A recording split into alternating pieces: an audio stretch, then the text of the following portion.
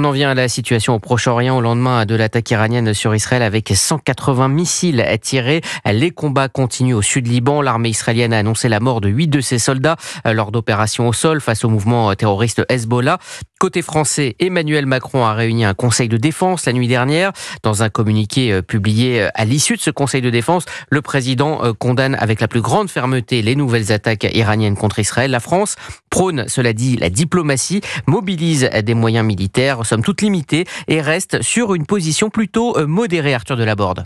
Emmanuel Macron exige que le Hezbollah cesse ses actions terroristes contre Israël et appelle en même temps les autorités israéliennes à mettre fin au plus vite aux opérations militaires au Liban. Le chef de l'État reste donc fidèle à la recherche d'un équilibre qu'il prône depuis plusieurs mois face à une situation volatile et inflammable.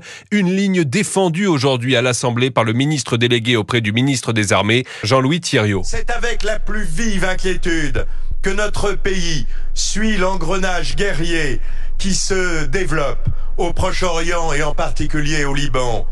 Ce sont les populations civiles qui sont menacées et c'est un risque majeur d'embrasement pour la région. Un risque d'embrasement y compris en France. Voilà ce que redoute Emmanuel Macron. Ainsi, il demande, je cite, la plus grande vigilance et des mesures adéquates pour prévenir les éventuelles répercussions de ces derniers développements au Moyen-Orient sur le territoire national. Arthur Delaborde.